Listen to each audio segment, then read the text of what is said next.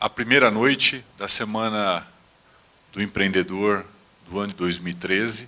Quero agradecer imensamente a presença de todos vocês, agradecer a presença do nosso superintendente, professor do nosso curso, professor Olivieri, professor Pacheco, outros professores que estão aqui presentes, dizer que é uma grande satisfação receber a todos a partir desta semana, que, do ponto de vista das palestras, começa a partir de agora, mas que hoje, já pela manhã, ela oficialmente teve seu início com 2 visitas técnicas que nós fizemos. Então, antes das apresentações do nosso convidado, nosso primeiro convidado desta noite, eu só chamo e agradeço já imensamente a presença do nosso reitor, professor José Carlos Souza Júnior, para que possa oficialmente fazer a abertura desse evento. É um grande prazer tê-los aqui, em especial os colegas da administração, também colegas de engenharia, design, ex-alunos, professores que prestigiam o evento. Parabenizar o professor Balistiero pela excelente organização dessa semana e deixar a mensagem de que, para nós, na Mauá, que sempre fomos reconhecidos como uma escola de engenharia, essa abertura da nossa parte, com o curso de design, com o curso de administração, a gente entende como um enriquecimento muito grande, né? Se você hoje for acompanhar os estudos que existem sobre inovação, eles dizem que a inovação está apoiada em 3 tripés. O factível, ou seja, aquilo onde você vai verificar se o produto é tecnicamente viável, que está muito amarrado à nossa engenharia. O desejável,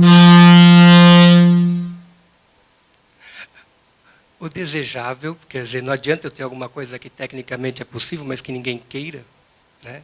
Ou seja, é você criar a necessidade, como fez Jobs com a Apple, que está muito perto do design, mas também um terceiro tripé, o terceiro pé desse tripé, que é muito importante, que é o viável, que é a viabilidade.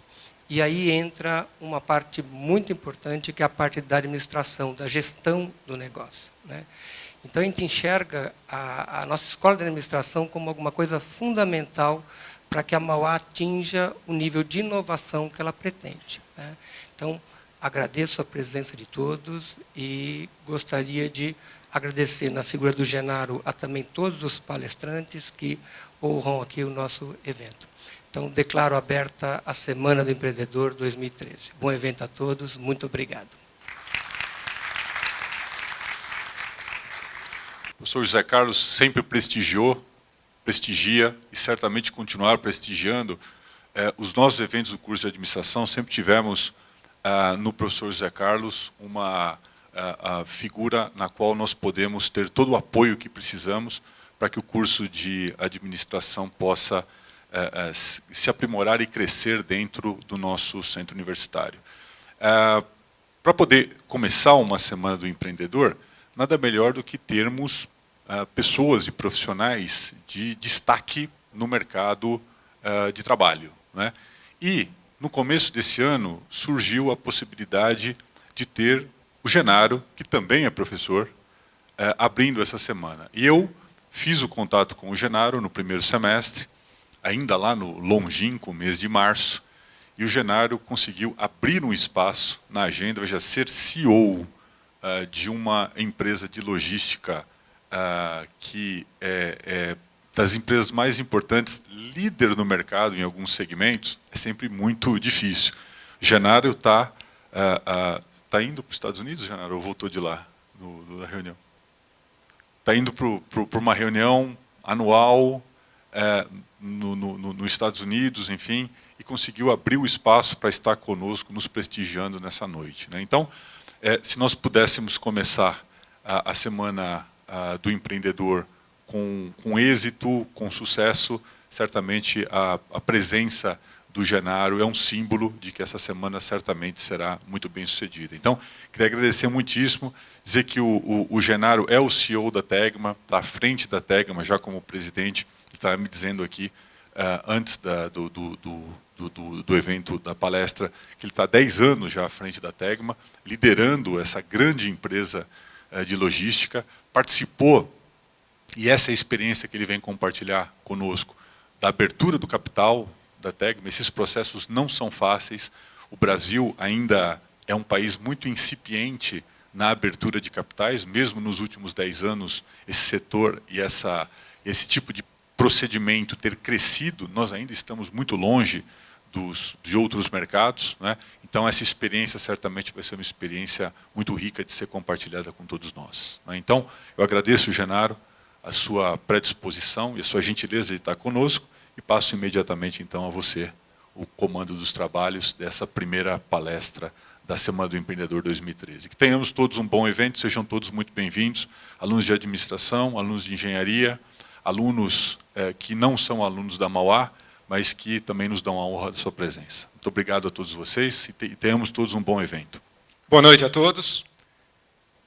Bom, inicialmente eu gostaria de agradecer ao professor José Carlos, professor Ricardo, pelo convite, pela honra de estar aqui com vocês, fazendo essa palestra. Na realidade, o que eu gostaria realmente de conduzir isso aqui como um bate-papo, para que a gente possa, aí, no fundo, como o professor falou, para que eu pudesse contar um pouco para vocês, um pouco da nossa experiência. E essa experiência está dividida em 2 grandes blocos, né? A experiência, efetivamente, de um processo de abertura de capital, e o segundo bloco bom, abrimos o capital, e a intenção de abrir o capital era poder intensificar uma estratégia da companhia de processos de consolidação, que vocês vão entender aí, e essa consolidação se deu através de um crescimento orgânico e também com um crescimento aí via aquisições. E essa questão de crescimento via aquisições sempre representa um desafio de gestão. Então, acho que é mais ou menos por aí que a gente vai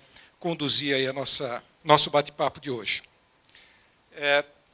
Bom, falando bem rapidamente da Tegma, né? A Tegma é uma empresa de gestão logística.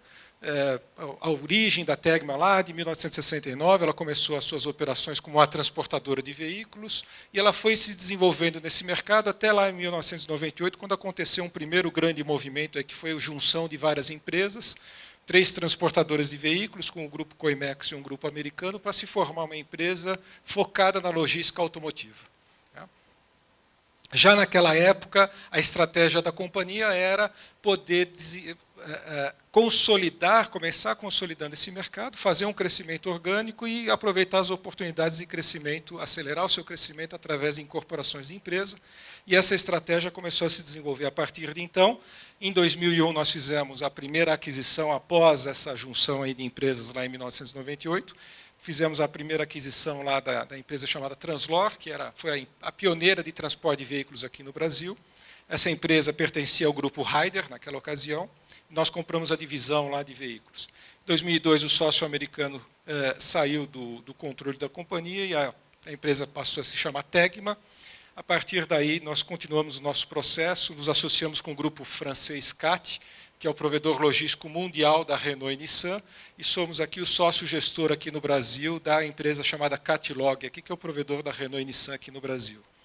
Lá em 2006 começamos as atividades de um leilão automotivo, sendo pioneiro e ainda visando aí integrar todo o processo da cadeia logística da indústria automotiva.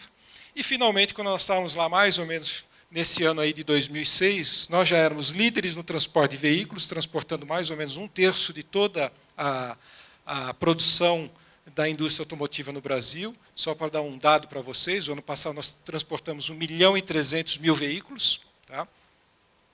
Ou seja, são mais de 100 mil veículos transportados por mês. Já fazíamos gestão de pátio, já fazíamos revisão de veículos, transporte de peças, cross-docking, armazenagem, enfim. Então, atuávamos de uma forma muito integrada na cadeia da indústria automotiva, e aí nós tínhamos um segundo grande movimento, que era a decisão de que, para continuar crescendo, nós precisaríamos começar a expandir as atividades fora da indústria automotiva.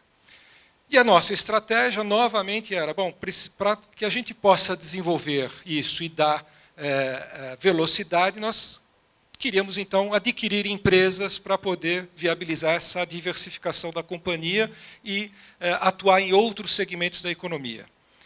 E, para isso, então, nós precisávamos capitalizar a empresa, e foi nesse momento que se tomou, então, a decisão de ir para o mercado. Ir para o mercado e fazer o processo de abertura de capital. Isso se deu em 2007, quando então nós fizemos o nosso IPO e adquirimos duas empresas, a antiga Boni GATX e a Coimex Armazéns, onde que aí nós começamos o nosso processo de atuar em outros segmentos da economia, com armazenagem e transporte também, e novamente procurando fazer a integração da cadeia logística.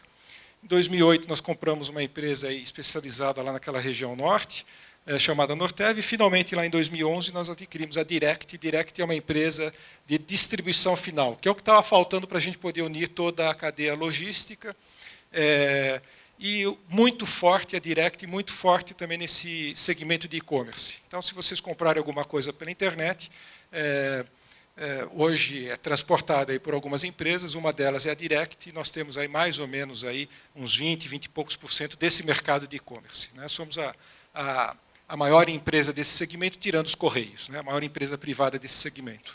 Tá certo? Então, essa é um pouco a história da companhia. Para dar algumas referências para vocês, a Tegma, hoje, nós somos em mais ou menos 5.500 funcionários, e o ano passado nós fechamos aí com um faturamento na ordem de 2 bilhões de reais.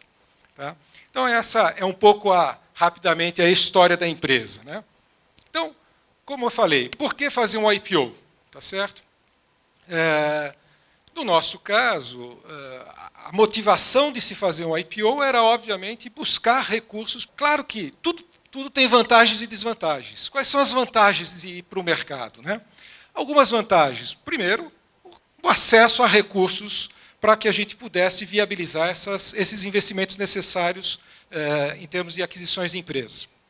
Segundo, você obriga a empresa a aprimorar o processo de governança, quer dizer, então o processo de gestão dessa empresa ela tem que ser aprimorado, uma vez que você tem que dar satisfações por um público muito maior. Você deixa de ser uma empresa controlada por poucas pessoas e passa a ser uma empresa com a participação de um número muito grande de acionistas.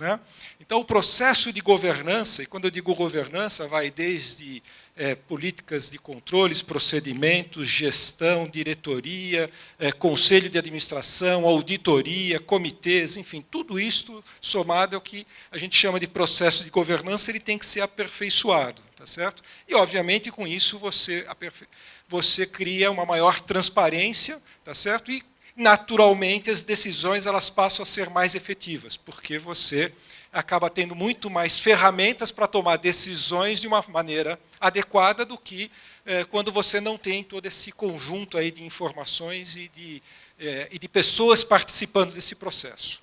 Agora, quais são as desvantagens? A burocracia, obviamente, aumenta. A vida fica mais difícil. Isso é um fato.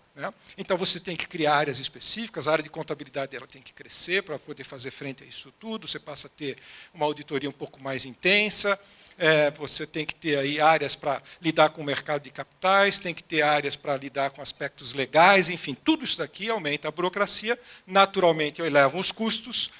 Eu estava agora mesmo conversando com os professores aqui, falando, hoje um balanço de uma companhia aberta, que é publicado em jornal, você dificilmente consegue publicar em menos de 2 páginas, com custo elevadíssimo, porque você é obrigado a publicar o balanço num jornal de grande circulação e no Diário Oficial.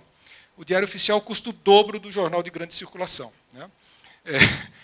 São 2 páginas inteiras de jornais. Para vocês terem uma referência, o relatório que é publicado em 2 páginas, no nosso caso são 2 páginas e meia, são 90 páginas de relatório, só para publicação de balanço, e isso fora todas as outras obrigações aí que uma companhia aberta tem. E, obviamente, o compartilhamento do comando. Nós, hoje, o grupo ele é controlado aí por um bloco controlador aí por 2 grupos, que é o Grupo Itavema e o Grupo Coimex, que detém mais ou menos 2/3 da companhia, mas o outro terço está no mercado pulverizado. Ok? Então, esse é o contexto. Mas, muito bem, então nós tomamos a decisão e aí começam os desafios. Começa o primeiro desafio, como precificar uma empresa? Esse é o primeiro grande desafio, tá certo? Essa questão de preço é um negócio interessante, não é? Por exemplo, como é que você chama? Guilherme. Guilherme, quanto vale esse carro? 300 mil. Acho que uns 400. Bacana, não é? Bom, como é que a gente sabe que vale 400 mil reais? Como é que você chama? Mariana. Mariana, como é que você tem certeza que se você fizer um chequinho lá de 400 mil reais, você está pagando um valor adequado para esse carro?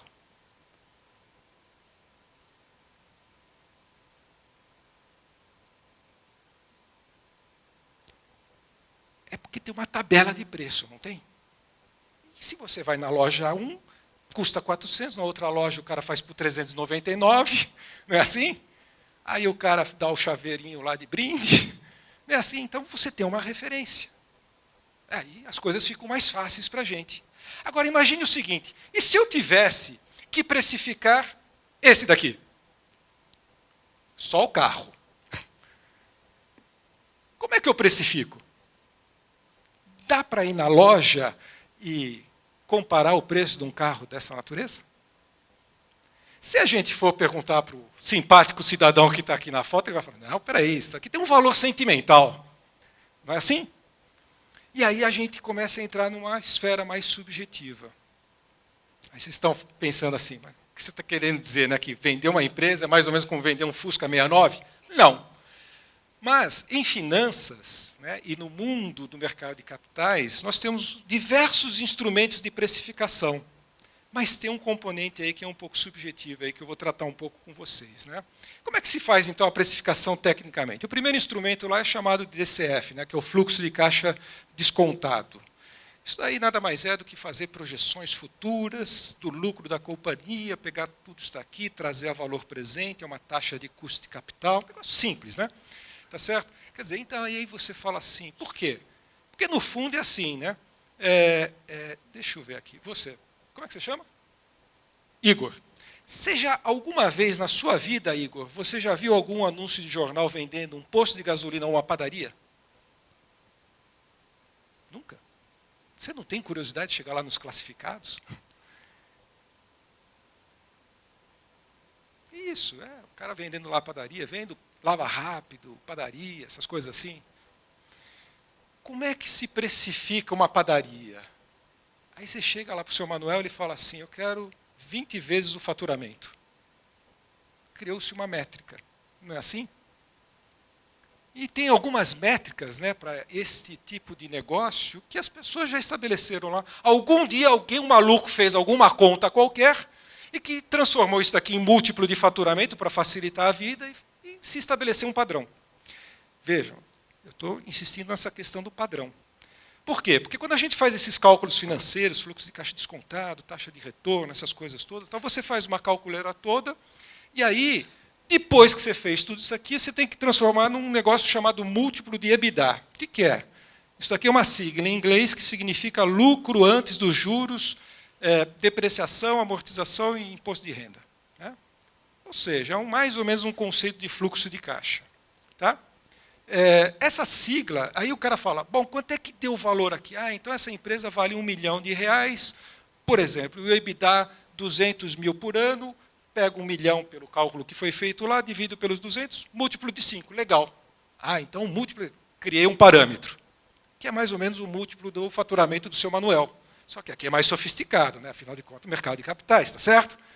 Mas a lógica, ela acaba sendo mais ou menos por aí. Aí, só que não para por aí. Aí nós temos que pegar o quê? Comparar isso daí com o múltiplo das outras empresas. Porque aquilo que a gente aprendeu lá com o pessoal do banco, eles falam assim, não, mas... Você fala assim, deu um múltiplo de 8. Não, mas 8 é muito. Por que 8 é muito? Porque eu tenho que comparar com as outras empresas do setor. Então, isso aqui é um gráfico mais recente, não é daquela época, né? Mas imagine então o seguinte, que o nosso múltiplo tivesse dado naquela época, por exemplo, 9, fazendo toda aquela calculeira do fluxo de caixa.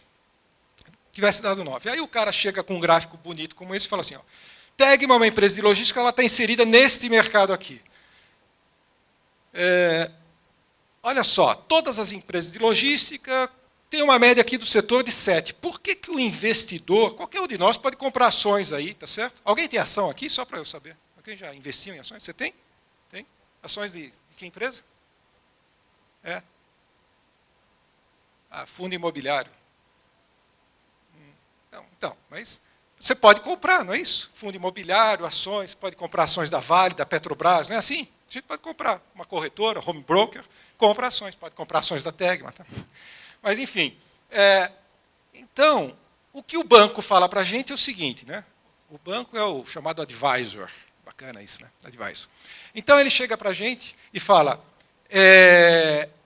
por que o cara vai comprar ação da Tegma, que ninguém conhece, se ele pode comprar ação, por exemplo, da Santos Brasil? Está lá. A Santos Brasil ele compra por um múltiplo de 6,4 e você está querendo precificar sua empresa por 9. Aí você fala, mas deu no fluxo de caixa. Mas não importa, é muito. E aí você tem que cortar o valor.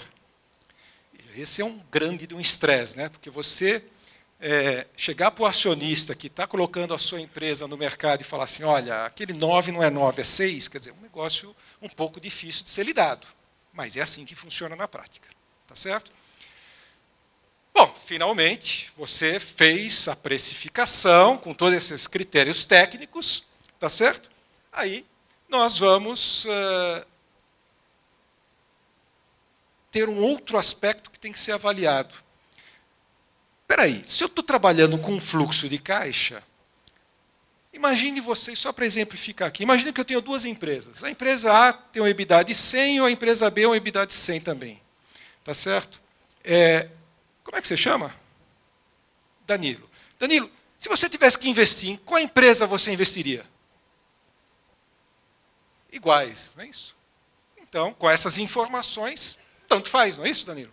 Agora, se eu der essa outra informação aqui para você, o gráfico de projeção da empresa A é o gráfico do azul claro, e da empresa B é aquele outro gráfico lá, ou seja, o gráfico de projeção do EBITDA, né, do resultado futuro projetado. Tem esse comportamento. Os dois saem lá do mesmo resultado, só que ele tem esse comportamento. Com essa informação adicional, em qual você investiria? Na B. E aí essa argumentação que você tenta colocar para os bancos, para o mercado financeiro. Mas aí ele fala, não, mas aí tem a questão do risco, tem a questão da previsibilidade, da confiabilidade da informação. Você não tem histórico de mercado. Então vejam que existe uma série de técnicas, mas que essas técnicas elas têm que ser necessariamente ajustadas a um contexto de mercado. Tá certo? Muito bom. Aí nós superamos isso e vencemos a primeira etapa. Aí qual é a segunda etapa? A segunda etapa nós vamos ter que passar um pouco por esta análise que envolve o momento do mercado, o posicionamento e a avaliação da companhia, a estrutura da oferta e, aí, finalmente, a estratégia de distribuição. Então, vamos ver. Cada um desses fatores aqui. O que é momento de mercado? Vejam este gráfico aqui. Esse daqui é o gráfico do Ibovespa mensal desde lá de 1994. Nós fizemos a nossa abertura de capital aqui, meados de 2007. Se vocês forem ver esse gráfico aqui, meados de 2007, está quase lá do pico do gráfico. Ou seja, naquela ocasião, quando nós fizemos o IPO, era um bom momento de mercado. Então, não adianta a gente chegar e falar assim, olha, chegamos a um preço de X reais por ações, passado todo esse estresse, fizemos o fluxo de caixa, fizemos o teste múltiplo, negociamos a taxa de desconto, tudo está aqui, e aí, pum, cravamos o preço. Não adianta. E por isso que a gente lê nos jornais várias vezes que tem algumas empresas que colocaram lá o seu prospecto, depositaram o prospecto lá na CVM, na Bolsa, para poder fazer a abertura de capitais e depois recolhe. Esse ano aqui já tivemos vários exemplos. Né? Por quê? Porque o mercado acaba dando uma barrigada. E é o que aconteceu logo depois que nós abrimos o capital, 2 ou 3 meses depois que nós abrimos o capital, o mercado começou a cair. Lá, e caiu profundamente lá em 2008. Tá certo? Que foi o início da tal da crise lá do Lehman Brothers. Estão lembrados? E aí o mercado despencou. Se alguma empresa tivesse se preparando para fazer a abertura de capital, nesta época, o fundamento pode ser bom, pode ser fluxo de caixa, as projeções, mas acontece que o pessoal fala assim, o mercado está de mau humor e não vai conseguir, vamos dizer, ter o lançamento dessa ação bem sucedida.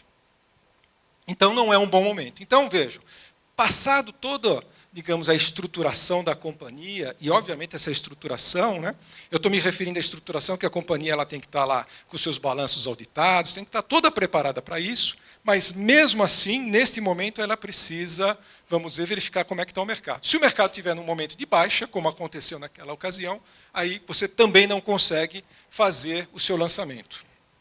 Bom, mas supondo então que o mercado lá estava no momento bom, então superamos essa etapa. Aí vamos ver então o posicionamento da companhia.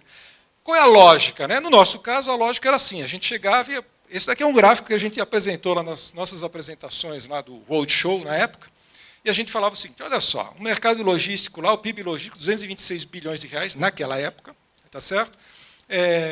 E o nosso mercado aqui, a gente ia separando, a gente falava assim, ó, nós estamos aqui trabalhando aqui com um mercado aí na ordem de 80 bilhões. Quer dizer, então era a lógica para mostrar que a gente estava inserido dentro de um bom mercado. Quer dizer, então fazia todo sentido nós irmos para o mercado, porque nós tínhamos aí uma oportunidade muito grande de expandir as nossas atividades. Tá certo? E um mercado extremamente pulverizado. 76% das empresas de transporte com apenas um caminhão. Então, isso demonstra que é um mercado ainda muito pulverizado. Nós somos a primeira empresa a abrir o capital com fundamento no transporte modal rodoviário. Tá certo? Depois, a Júlio Simões abriu, que hoje é JSL. Tá certo? Então, daquelas empresas todas que vocês viram, a única que está no modal rodoviário, as duas únicas, hoje são Tegma e JSL. Então, nós mostrávamos o seguinte, olha só a oportunidade, quer dizer, um mercado grande, um mercado em expansão, a terceirização logística está se expandindo, numa velocidade superior ao crescimento do PIB, e um mercado extremamente pulverizado, portanto, em conexão com a nossa estratégia, que era a estratégia do crescimento via a novas aquisições. Tá certo? Aquilo que eu já falei. Aí, porque, obviamente, quando você vai vamos dizer, fazer essa abertura, você precisa convencer o investidor o que você vai fazer com o dinheiro que ele está colocando na empresa. Ele precisa estar convencido que essa estratégia faz sentido. Tá? Bom, a estrutura. Aqui é um gráfico também daquela época para mostrar para vocês o seguinte. Olha só o que vinha acontecendo no mercado desde essa época aqui. Né? Então, nós tínhamos aqui lançamentos que estavam... a média lá de 2004 era de 3 bi, a média de 2005, 2 bi, aí caiu para 1 bi. O dado lá de 2007 já era abaixo. Né? O nosso lançamento foi de 600 milhões, quer dizer, então o mercado já comportava. Então, o que eu quero dizer com isso? Que o mercado ele foi se abrindo. Né? Ele foi se abrindo a oportunidades de empresas de poderem fazer captações de volumes que o mercado entende que são volumes menores. Tá certo? Menores do que 1 bilhão de reais. Naquela época, nós fizemos, como eu falei, nosso lançamento, a nossa oferta foi de 600 milhões de reais. Hoje, a gente tem empresas aí que fazem ofertas aí de 400, 500 milhões de reais. Quer dizer, então, já é considerado hoje um lote bom para fins de justificar você ir para o mercado. Tá certo? Então, isso daqui, este panorama é exatamente para a gente poder falar o seguinte. Dá para fazer, por exemplo, uma abertura de capital de 100 milhões de reais? Não dá, não justifica. Primeiro, porque você não tem, vamos dizer, massa para poder vender essa sua oferta. Segundo, é que os custos envolvidos numa operação dessa não justificam uma oferta de 100 milhões de reais. Acaba sendo muito alto. Então, ofertas menores do que 400, 500 milhões de reais é mais ou menos um número mágico aí para poder justificar você ir no mercado. E, obviamente, para você poder fazer uma oferta de 400, 500 milhões de reais, a empresa tem que ter um certo porte, uma certa estrutura para que o valor desta companhia, né, comporte isso. Porque, no fundo, tudo isso aqui está lá traduzindo daquilo que a gente tinha falado lá, que é o valor. Tá certo? E aí, passado tudo isso, aí vem a parte mais divertida. Né? No nosso caso, aí, desses 600 milhões de reais, 50% estrutura primária e 50% secundária. O que é primário? Primário é aquilo que vai para o caixa da companhia, então foi na ordem de 300 milhões de reais, e 300 milhões de reais foi para a venda de ações do bloco controlador, que detinha 100% da companhia, eles venderam o equivalente aí a um pedaço que dava os outros 300 milhões de reais. Tá certo? Com essa estrutura, o mercado ficou com mais ou menos um terço da companhia. 35% da companhia foi vendida para o mercado, nessas condições. Tá? E aí é a parte mais divertida. Né? É o chamado roadshow. Né? Aí é exatamente isso. Né? Quer dizer, É toda uma etapa de identificar os principais alvos, né? Fazer o pré-marketing. O pré-marketing é a questão de o banco, né? Os bancos que estão te assessorando, eles enviam pessoas lá para começar a visitar os investidores, já para começar a apresentar a empresa, né? Porque senão, quando você vai lá fazer uma reunião e o cara nunca nem ouviu falar, então fica um negócio difícil. Então ele vai lá e já começa a testar, inclusive, para ter feedback do investidor, ele já mostra um case e o investidor fala, pô, isso aqui faz sentido, me interessa, eu quero conhecer o pessoal da administração para poder, né, me aprofundar mais e talvez eu tenha interesse em fazer uma colocação aí, vamos dizer, comprar um lote de ações. Né? Depois a estratégia do roadshow, né?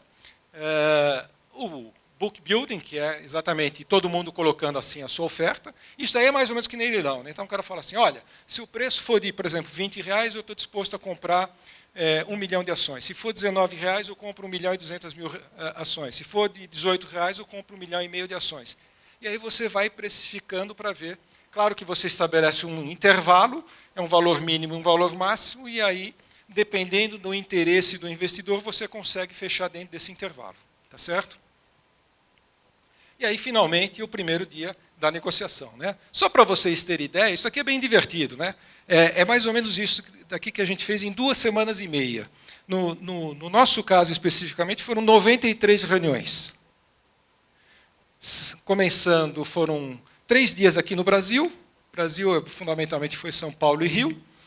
Depois a gente pegou um avião, foi lá para Londres, de Londres nós fomos para Edimburgo, de Edimburgo voltou para Londres, de Londres foi para Boston, de Boston foi para Nova York, de Nova York nós fomos para Washington, de Washington nós fomos voltando para Nova York, aí a gente foi lá para a costa leste, para a costa oeste, né, lá para a Califórnia. Esse daí foi matador. Né? Tem um voo que você sai de Nova York, são 6 horas de voo, eles chamam de red eye, que chama olho vermelho, porque você não dorme, né, obviamente, e você voa contra o fuso.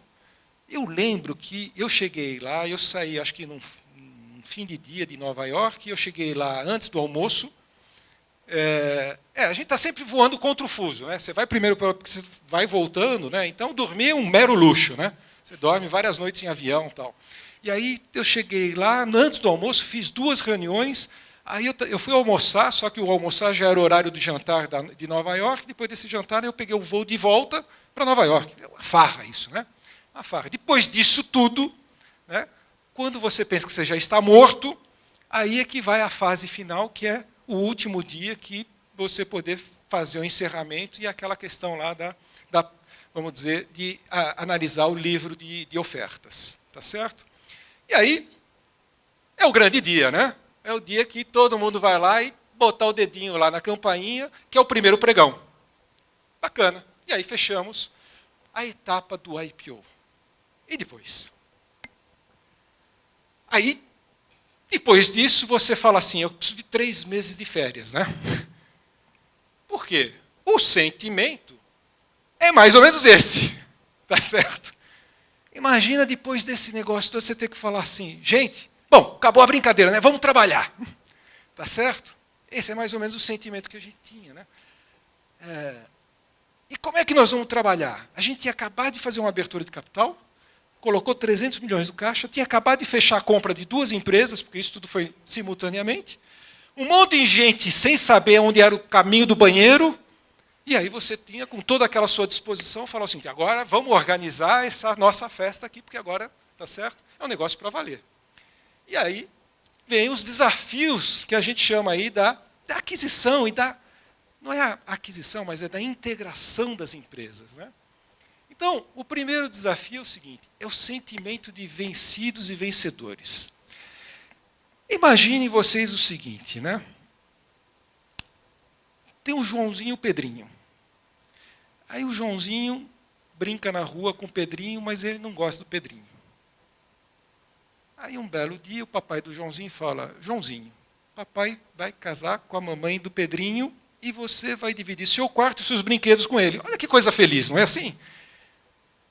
É mais ou menos isso. Você está comprando uma empresa que era seu concorrente. Imagina quando a Brahma comprou a Antártica. Porque a gente chama de fusão, né? Mas todo mundo sabe que a Brahma que comprou a Antártica. Os caras se odiavam. Antes da Tegma, eu atuei lá na Panex. E na Panex também nós compramos empresa. A gente comprou a Rochedo e a Penedo. A gente se odiava, porque... Tá certo? E aí, de repente, você compra e fala assim, aquilo que você fazia reuniões e falava assim, a gente precisa liquidar com esses caras, agora virou tudo uma torcida só, juntou a torcida do Corinthians e do Palmeiras, tudo junto, e saiu tudo abraçado, gente. E você vai lá fazer sua apresentação solene. Gente, nós estamos aqui para unir forças, porque agora é o que há de melhor de todos nós.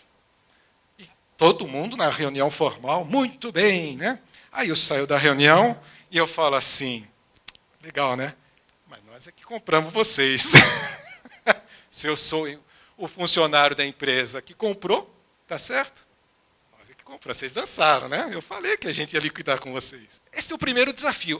Acontece que tem o segundo desafio, que é assim, é a lista de apostas, né? Quer dizer, você começa a falar assim, as expectativas individuais. Quem fica? Quem vai?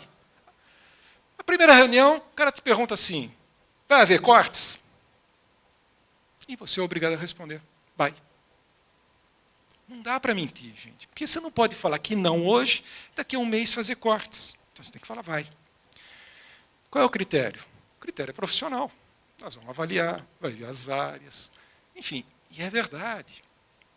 Mas esse profissional, você às vezes acerta 80% dos casos, 20% você às vezes pode até cometer uma injustiça, porque não dá para acertar tudo. E eu costumo dizer o seguinte, sempre que a gente estiver numa situação parecida com essa, as pessoas desperdiçam uma grande oportunidade. A oportunidade de participar verdadeiramente do processo. As pessoas ficam com tanto medo e fazendo tanta fofoca, e tão preocupado com o que vai acontecer no futuro, que elas perdem a oportunidade de participar verdadeiramente de um processo e aprender com esse processo. E quando você participa, ponto número 1, aumenta a sua chance de permanecer na companhia. Ponto número 2, mesmo que eu não permaneça, eu saí de lá com conhecimento. E a maior riqueza que a gente tem é o conhecimento adquirido. Este é patrimônio nosso, ninguém tasca. Se eu tenho um relógio, esse relógio quebra, joga fora, é roubado, eu posso amanhã não ter esse relógio.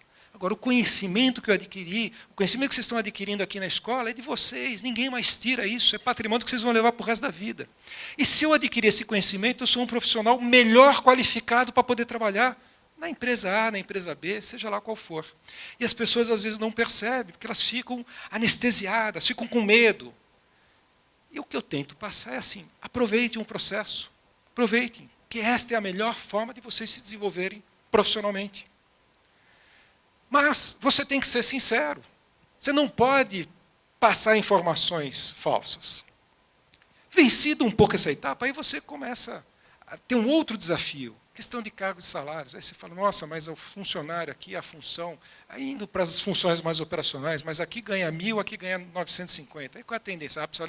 Você não pode rebaixar o de 1.000, mas também se aumentar o de 950, como é que eu faço? Em que periodicidade que dá para fazer? Como é que a gente vai para poder mitigar esse tipo de efeito? Como é que a gente vai buscar alternativas para melhorar a produtividade? Tá certo? E, finalmente, como reter também os talentos, porque se o cara às vezes é muito bom e muito bem preparado, ele fala, quer saber, eu não vou me submeter a esse negócio aqui, ele vai embora. Então você tem que, ao mesmo tempo, identificar rapidamente para poder reter talentos, porque uma empresa é feita de pessoas. Prestação de serviço, principalmente, são pessoas. Nós não temos um produto, né? Vocês nunca vão passar na Anchieta e ver assim, grande liquidação da Tegma de frete. Faça seu frete aqui, tá certo? Somente neste final de semana. Isso não existe. Eu não tenho um produto. Então, o produto são o quê? São os processos e as pessoas que estão envolvidas. Então, este é o outro grande desafio, como reter esses talentos. A criação de uma nova cultura, porque se você for querer impor uma cultura única, você deixa de ter a oportunidade de aprender com aquilo com a empresa que foi adquirida. O patrimônio dessa empresa, que são também as pessoas, os ativos, os controles, enfim, para você poder fortalecer a sua cultura e crescer. Mas isso também e às vezes, né, é um negócio maluco, né, porque às vezes você fala assim, espera aí, passado algum tempo você fala assim, me dá o relatório tal. Não tem. Como não tem? A gente fazia, mas... Quer dizer, um fazia, o outro não fazia, ao invés do outro passar a fazer aquilo que se fazia, que era interessante, não, esse daqui deixa de fazer. Né? Então, é um negócio meio maluco. Então, tudo isso daqui são coisas que, Para você lidar com isso, você tem que criar o quê? Grupos de trabalho, especificamente por áreas, e mapear essas coisas, e esses grupos de trabalho tentarem começar a um processo de organização e padronização de procedimentos, para que você comece a ter a mesma linguagem, porque senão ninguém se fala mais com ninguém. Certo? E aí a criação, finalmente, de uma nova cultura um pouco mais forte. Criação de um novo time, né? Um time verdadeiro. E fala assim, gente, vamos fazer o seguinte, ó, agora todo mundo está vestindo aqui uma camiseta nova, nós temos um caminho, o objetivo é esse. Né? E eu costumo dizer também o seguinte, né? Nós aqui como profissionais, como pessoas, a gente não pode estar trabalhando apenas para receber o salário lá no final do mês. Né? Apesar que é muito importante isso.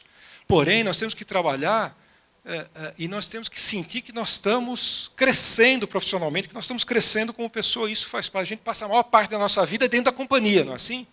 Então, como é que eu formo esse time, um time coeso?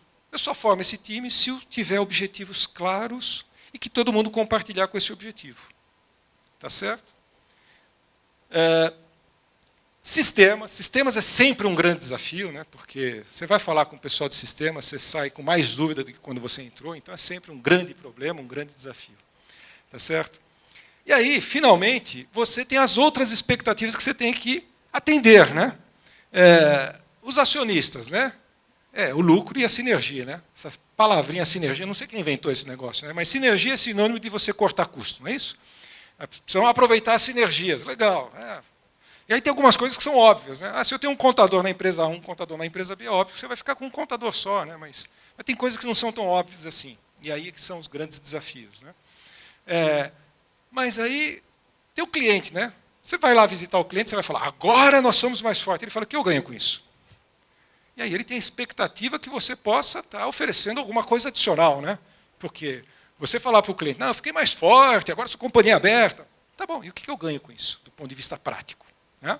Então, você convenceu o cliente que o que ele vai ganhar não é necessariamente apenas um desconto de preço. Né? Até porque, se você for reconhecido apenas com o preço, você está atuando no setor de commodity e ele não está vendo valor no seu serviço. Manter o clima de motivação. E aí, olha, essa questão da motivação é um negócio tão complicado, né? Porque vão desde as coisas... A empresa A, o gerente tem sala, o outro não tem. A sala tem 2,5 metros quadrados, a outra tem 2,20 metros. Eu tenho secretário, não tenho secretário. Meu telefone tem botãozinho, o outro não tem. Eu tenho o meu notebook assim, o outro é assado. Celular. É uma parafernália de vaidades. E, obviamente, as pessoas se pegam exatamente naquilo que eu consigo tangibilizar, né? Aquilo que eu consigo ver. Porque o intangível é um negócio meio abstrato. Né? Agora, a sala, se a minha cadeira é bacana, não é, se é de couro, se é confortável, se reclina, essas coisas, todo mundo vê, né? E aí eu quero passar o meu status através dessas coisas mais materiais e as mais banais. Né? Então vocês não fazem ideia o tempo de discussões que nós tivemos, às vezes, para discutir assim, mas peraí, a divisória vai ter que ir para lá. Não, mas como é que a gente faz para adequar o departamento? Não, mas o fulano lá tem sala, não vai ter mais sala. E assim é a vida. Né? Essas são as coisas que a gente tem que trabalhar, porque as pessoas perdem motivação muito rapidamente, às vezes com coisas que você fala assim, não é possível que um gerente e tal, vai perder motivação por conta disso. Né? E aí, finalmente, a questão de desconto, né, qualidade, rentabilidade, quer dizer, como compatibilizar isso tudo, isso são os desafios que você tem que ter, e são as preocupações que fazem parte da agenda no processo de integração. Tá certo? Agora, como lidar, então, com esses desafios? Né? Bom, eu costumo dizer o seguinte, não dá para fugir desse tripé. Esse tripé ele é formado por pessoas, sistemas e processos. Pessoas bem treinadas, motivadas, que enxerguem o futuro, que olhem para frente e falem assim, esse projeto faz sentido para mim. Processos muito bem definidos, porque processos bem definidos eles acabam, vamos dizer, se tornando mais eficientes, com bons sistemas de indicadores, né? Indicadores claros, objetivos, e esses indicadores que possam ser compartilhados, né? Porque aquilo que você não mede, você não evolui, tá certo? Sistemas, eu acho que, no nosso caso especificamente, sistema é um pré-requisito absoluto. Não dá para trabalhar sem sistema, mas eu diria que hoje, em praticamente nenhuma companhia dá para trabalhar sem sistema. Né? Imagina um banco sem sistema. Né? Eu consigo imaginar, porque eu sou da época que eu ia lá fazer um desconto de cheque, tirar ia lá na boca do caixa, não é, professor? Aí o cara ia lá, ia pegar uma fichinha, não era assim? Anotava lápis, quando você estava sacando, batia um carimbo e dava o dinheiro para a gente. Não funcionava assim? Era assim, olha só. Então, mas era divertido, sabe? Não era eficiente, mas era divertido. Mas hoje não dá para trabalhar sem sistemas, não é assim? Além disso, eu costumo dizer o seguinte, tem que ter mais um pezinho, que é o P da paixão, né?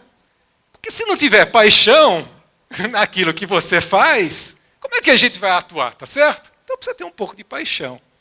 Não é bacana essa paixão? Então. Bom, como é que nós organizamos, então, para lidar com pessoas, processos, sistemas, paixão, esses problemas todos? Nós desenvolvemos lá um negócio que a gente chamou lá de PDO, Processo de Desenvolvimento Organizacional. Esse processo ele teve 5 pilares. O pilar pessoas, o pilar clientes, o pilar qualidade, o pilar fornecedores e, finalmente, o pilar acionistas. Esses foram os 5 pilares que norteou todas as nossas ações a partir daí. Como é que nós organizamos isso? Então, nós pegamos para cada um desses pilares e nós definimos as macroações prioritárias. No primeiro momento, então a gente tinha assim, nós conseguimos ter mais ou menos umas 85 macroações prioritárias, né?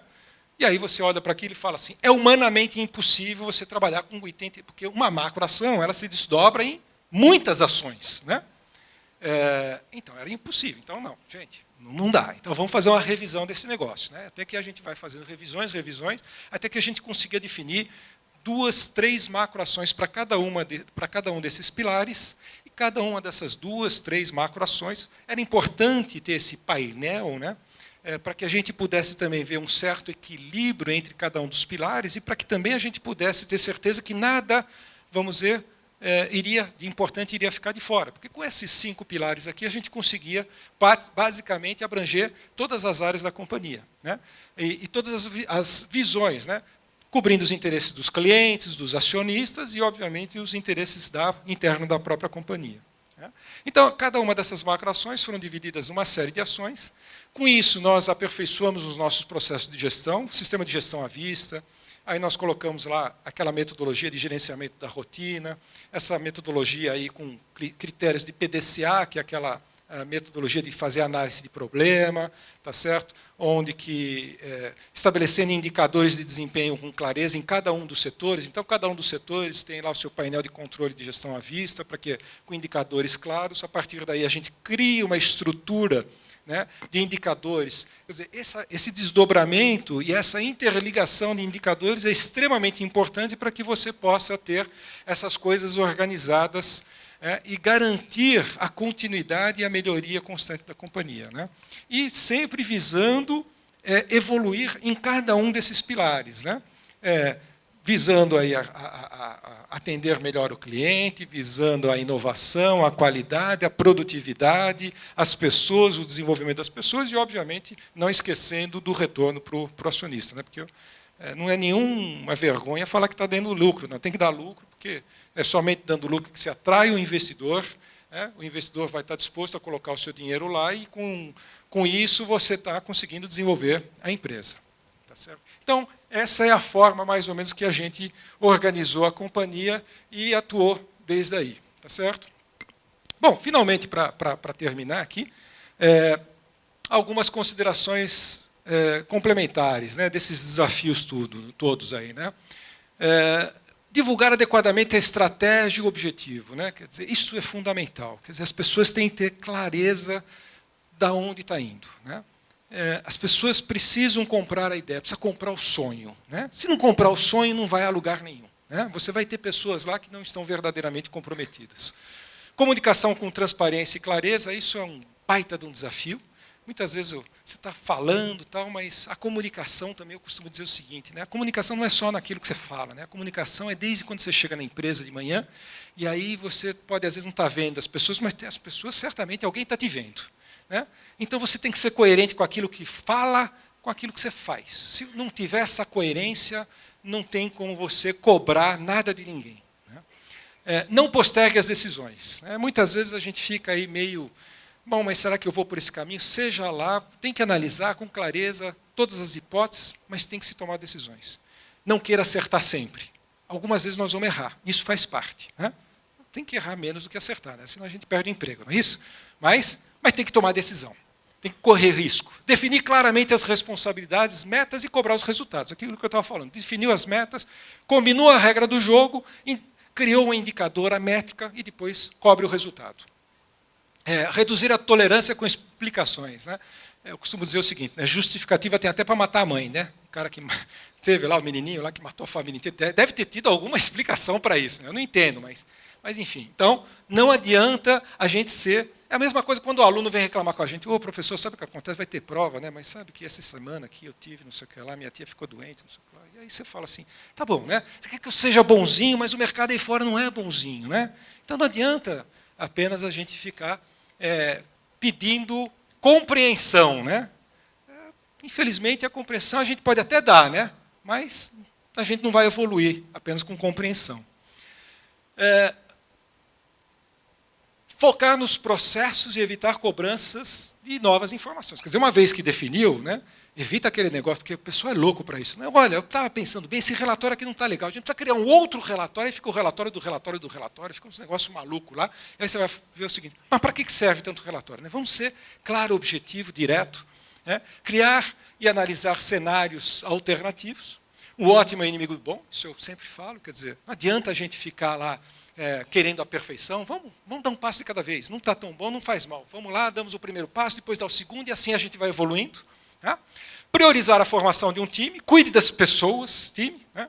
E ter pessoas apaixonadas e comprometidas. E aí, como uma última reflexão, pensando em time, né, às vezes a gente faz a confusão de falar assim, não, time todo mundo tem que pensar igual. Não, não tem que pensar igual, porque se pensar igual, né, aqui já está aí falando que, se todo mundo pensasse igual, apenas 4 dos 11 jogadores em campo saberiam que lado está o seu gol, tá certo? Somente 2 dos 11 jogadores se preocupariam com isso. Apenas 2 dos 11 jogadores saberiam em que posição jogam e o que se espera exatamente deles. E, finalmente, 9 dos 11 jogadores estariam, de algum modo, competindo com a própria equipe. Imagina, né? Isso aqui não fui eu que escrevi, não, viu? É lá do livro do 8º Hábito. Tá certo? Era isso, obrigado. Obrigado, pessoal. Obrigado pela atenção. Eu gostaria de saber se nós temos alguns minutos ainda para perguntas, né? Então eu gostaria de saber se tem alguma pergunta, nós direcionaríamos o microfone até vocês. Coragem.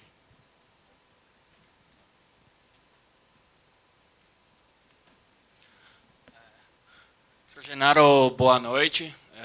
Sou o Rodrigo, eu estudo economia. O senhor falou a respeito da precificação. É um problema muito grande que vocês enfrentam, porque quando a gente foi na Bovespa, eles citaram o caso da Natura, que eles meio que erraram na precificação, aí quando tiveram o IPO, o preço da ação deles disparou e acabaram deixando de arrecadar muito dinheiro por causa desse cálculo que fizeram. A minha dúvida era se, quando vocês foram analisar o preço, se teve muito impasse a respeito disso, de colocar um preço inferior e, na hora que fizesse o IPO, essa ação disparasse e visse que o cálculo foi não tão bem feito assim. Rodrigo, legal, boa pergunta.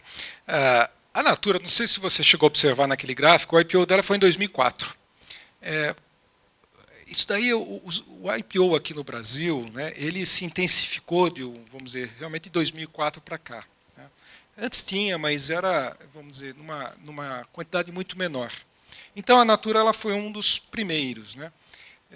E o mercado estava num momento muito bom, né? Tinha uma certa euforia. Então, essa questão da precificação ela sempre está relacionada também com a questão de mercado. Né? É a questão da oferta e procura. Quer dizer, quando você tem pouca oferta, as pessoas acabam ficando mais motivadas. Porque uma coisa é o cálculo, né? Existe uma certa assimetria de informação, no fundo. Né? Você que está dentro da empresa, o banco que está te assessorando, você consegue ter uma análise, uma profundidade que não necessariamente você consegue transmitir, até porque nem tudo você pode falar. apesar da transparência que tem que existir, né? Porque você não pode se comprometer com determinadas coisas. Então, nem tudo você pode falar para um potencial investidor, para um analista, né? E aí esse cara, ele também vai fazer o julgamento dele, né? E que, por sua vez, esse cara que vai estar influenciando o outro que vai estar comprando. Então, veja que... Então, muitas vezes, tem uma certa euforia nisso, e isso daí funciona para o bem ou para o mal, né? Você estuda economia, lá tem o tal do efeito mamute, lá, né? A manada, lá, que é o... Não é isso? Que o mercado ele vai, né, de acordo com... Todo mundo está correndo, o cara está correndo, assim, ele não sabe nem por que ele está correndo, mas está correndo junto com os outros, né? Por quê? Porque ele... Enquanto ele estiver junto com o grupo, é mais fácil justificar a sua decisão, né? No momento que ele desgarrar do grupo, né, é mais ou menos como adolescente, né? Eu lembro quando minha filha tinha 15 anos, assim, eu ia buscar ela numa festa, até eu localizar minha filha, era um negócio, porque eram todas elas vestidinho preto, cabelo escorrido, assim, não é isso? Por quê? Todas iguais, assim ninguém se expunha, não é isso? Então, o mercado é um pouco disso também, quer dizer, você vai de acordo com a maré. É a questão do grupo X, né? Vai falar que todo mundo errou? Estavam enganando, quer dizer, o que deu errado, né? Então, essa coisa não é tão exata assim, né? Então, claro que tem, aí tem, obviamente, todas as técnicas, tudo tem que ser feito, mas tem muita influência externa que foge, efetivamente, do controle da gestão. Boa noite, Genaro. Eu sou Eduardo, estudante de administração aqui da Mauá, e eu queria saber em relação, vocês estão nesse ramo logístico, a gente sabe que uma das maiores dificuldades desse ramo aqui no Brasil é em relação à alta carga tributária, né, o chamado custo Brasil, daqui do nosso país. E, além disso, também, a gente escolheu o transporte rodoviário aqui no país, mas a gente sabe que a gente não tem uma infraestrutura adequada para a circulação de veículos, principalmente aqui em São Paulo, isso é muito visível. Então, eu queria saber da sua visão em relação a isso. Existe alguma perspectiva de melhora, por isso que vocês estão realmente investindo assim, maciçamente em aquisições, esse tipo de coisa, ou vocês acabam tendo que se moldar a isso e aceitar isso como um problema que sempre esteve presente no país? Boa noite, Eduardo. Boa pergunta. É interessante isso, né?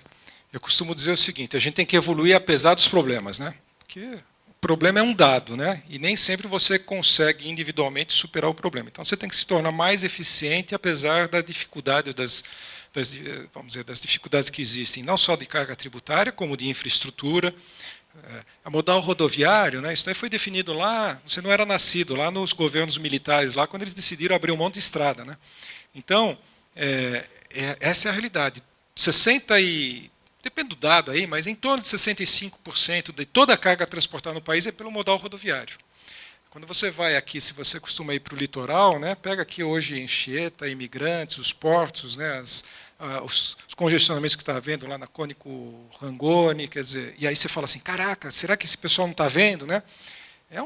Realmente uma dificuldade. Eu acho que a gente tem uma tremenda de uma oportunidade de desenvolvimento de outros modais. Na minha opinião, o modal que deverá crescer mais rapidamente é o modal marítimo, é a cabotagem. Eu acho que nós temos aí uma grande extensão, acho que a gente ainda tem algumas restrições de portos, né, mas me parece que é menos complicado a gente resolver, equacionar as restrições de portos do que continuar no desenvolvimento do modal ferroviário. O ferroviário ele tem uma determinada vocação, que são longas distâncias e mais produtos em grãos, né, commodities, enfim. Então, eu vejo realmente absolutamente necessário o desenvolvimento de outros modais, sim, tá certo? Obviamente, para isso, tem que ter uma participação do governo, mas eu também costumo dizer o seguinte, né, toda vez que um determinado setor, para continuar crescendo, tem um entrave muito grande, se o governo não atua naquilo lá, o setor privado também ele vai buscar alternativas aí para poder continuar o seu desenvolvimento, né? Então, acho que é um pouco por aí, tá? Mais alguém? Eu tenho uma pergunta, Genaro. Pergunta de professor é difícil. Na verdade, aquele gráfico que você mostrou sobre o momento, né, do IPO da Tegman. Hoje nós estamos completando 5 anos, oficialmente, do início da crise de 2008. Né? Quer dizer, no dia 10 de setembro de 2008, foi oficializada a quebra do Lehman Brothers. A pergunta é, vocês têm algum estudo que mostre, se vocês não fizessem um lançamento naquele momento, fizessem um lançamento 3 meses depois, quando a gente saiu do teto para o piso da Bovespa nesses últimos anos, vocês conseguiriam ter feito a captação de recursos? Tem alguma Não conseguiríamos. Não, isso aí, obviamente, porque depois que você vai para esse mercado, você acaba criando um canal de comunicação muito próximo com os bancos, com os assessores, com os analistas, enfim. Não teria tido condições. Certamente a gente não teria feito. A gente costuma dizer lá internamente que nós pegamos o finzinho da janela. Essa porta ela fechou logo depois e não daria para ter feito, não. Só para complementar, né, que eu digo que não adianta apenas você ter uma empresa estruturada, estar num setor adequado, ter um bom processo de governança, ter um bom projeto, né, mostrar que essa empresa, né, vai ter um fluxo de caixa bacana, mas se o mercado não estiver num momento legal, não dá. Realmente você não consegue. Genaro, boa noite, sou o Renan, estudante de Engenharia Civil aqui na Mauá. Minha pergunta já é mais direcionada na questão de gestão de pessoas, não tanto da economia. Você disse a questão motivacional do gerente, se você tira ele de uma sala, alguma coisa. Como que você lidar com essa questão? A questão de você saber tratar a pessoa e saber lidar com esses tipos de problema. Bom, eu acho que são duas coisas, né? A primeira coisa é aquilo que eu falei. Eu acho que esse gerente ele precisa comprar a ideia do objetivo da companhia. Ele precisa se enxergar e falar assim, pô, faz sentido eu ficar os próximos 5 anos nessa empresa. Né? Eu estou dentro desse projeto. O projeto em si tem que motivar o profissional. Porque quando você está lidando com um cargo um pouco mais, digamos, um nível gerencial, para cima, se ele não comprar o projeto, você não vai conseguir motivá-lo. Essa questão aí que eu brinquei, mas que é verdadeira, né, um pouco mais dessas coisas mais, né, que não deveria acontecer, sala, telefone, secretária, notebook, essas coisas, você equaciona desde que você tenha uma política que todo mundo está no mesmo padrão. Porque você não consegue convencer ninguém, se aquilo lá for importante para a pessoa, né, se você, para o gerente A, você dá um tratamento, para o B você dá outro tratamento, aí não. Então é assim, se você tem um padrão onde que todo mundo, né, é igual dentro daquele grupo de profissionais, e aí eu acho que você acaba superando um eventual trauma de qualquer adaptação aí de uma empresa para outra. Genaro, passo para as tuas considerações finais e, em seguida, a gente sairia para um break. Bom, mais uma vez, eu gostaria de agradecer, foi um enorme prazer estar aqui com vocês, ter tido essa oportunidade de poder estar conversando, compartilhando um pouco experiências, né, porque eu acho que no fundo é isso. Quando a gente está compartilhando experiências, todos nós aprendemos, né? Então foi realmente muito obrigado aí pelo convite e fica aí essa reflexão para vocês aí. Talvez uma última reflexão e mensagem para vocês é o seguinte, né? Não importa o que a gente faça, né, mas eu acho que a gente precisa ter paixão naquilo que a gente faz. Né? A gente precisa verdadeiramente acreditar. Né? O resto é consequência. Né? Ok? É isso. Obrigado.